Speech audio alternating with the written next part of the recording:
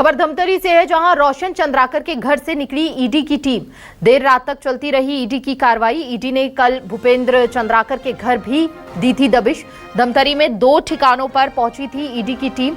रोशन चंद्राकर के घर से दस्तावेज बरामद कर निकली टीम। जांच के बाद आ सकते हैं कई और नाम सामने। अभनपुर, धमतरी समेत कई इलाकों में प्रवर्तन निदेशालय ने की दबिश। भारतमाला घोटाले को लेकर ईडी की ताबड़तोड़ कार्रवाई यहां पर देखने को मिली है। देर रात तक चलती रही ईडी की कार्रवाई यहां पर, ये बड़ी जानकारी इस वक्त आपको दे रहे हैं। देर रात तक ईडी की कार्रवाई यहां पर देखने को मिली। तमाम दस्तावेजों को खंगाला जा रहा है और देखिए जरा, भारतमाला परियोजना एक राष्ट्रीय राजमार्ग विकास परियोजना है और इसके तहत नए राजमार्ग के अलावा उन परियोजनाओं को भी पूरा किया जाएगा जो अब तक अधूरे थे।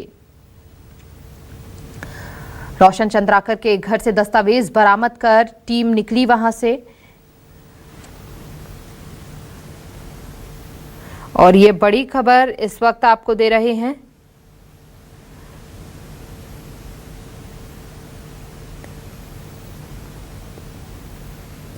तो ये इस वक्त की बहुत बड़ी खबर सामने आ रही है। ईडी की ताबड़तोड़ कार्रवाई यहां पर देखने को मिली है। ज्यादा जानकारी के लिए संवाददाता प्रतीक हमारे साथ जुड़ चुके हैं। प्रतीक, ईडी की टीम आप किस समय वहां पर पहुंची थी? क्या अभी भी कार्रवाई जारी है और क्या कुछ अभी तक सामने आया है इस पूरे मामले में?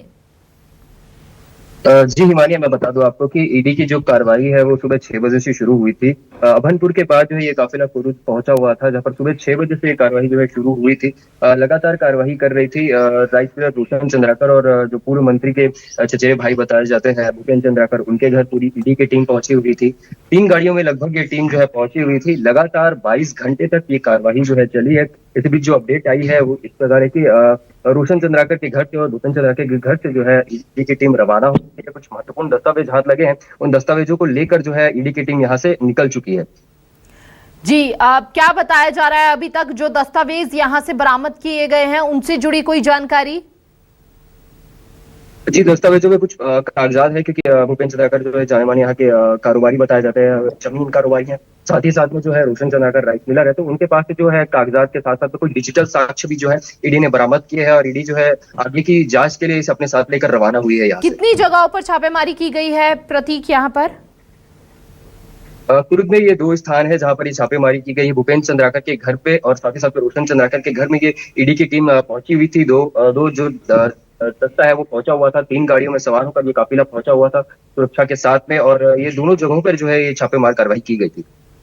पूर्व मंत्री अजय चंद्राकर के चचेरे भाई भूपेंद्र चंद्राकर के ठिकानों पर भी ईडी के अफसर दस्तावेजों को खंगाल रहे हैं, ये भी जानकारी सामने आई है। जी, दस्तावेज खंगाले जा रहे थे। लगभग रात के 22 घंटे जो बीत चुके थे, लगातार कार्रवाई कर रही थी। भूपेंद्र चंद्राकर के घर पर भी ये कार्रवाई कर रही थी, दबिश लगातार दी जा रही थी। जो इस प्रकार जो अपडेट निकल के सामने आया उसको भूपेंद्र चंद्राकर के घर से और रोशन चंद्राकर के घर से जो है ईडी की टीम रवाना हो चुकी है कुछ महत्वपूर्ण साक्ष्य लेकर के। कई गड़बड़ियों को लेकर काफी लंबे समय से चर्चा चल रही थी।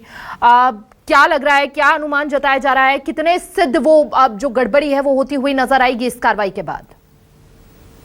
जी, भारतमाला परियोजना जो है वो बहुत चर्चित मामला है, घोटाला है। जब इसके तार खुले थे तो कई बड़े नाम जो है निकल कर सामने आए थे। कुछ लोगों को जेल में भेजा गया था। ऐसे कुछ कुरुद से इसके तार जुड़े थे। अब जब ईडी की जांच तेज हुई है तो ईडी की जांच में कई और नए खुलासे आ सकते हैं। कई और नए बड़े नाम जो है इसमें शामिल बताए जा रहे हैं। कई लोगों को शायद जेल भी जाना पड़ सकता है इस पूरे मामले में। बहुत बहुत शुक्रिया आपका तमाम जानकारी साझा करने के लिए प्रतीक।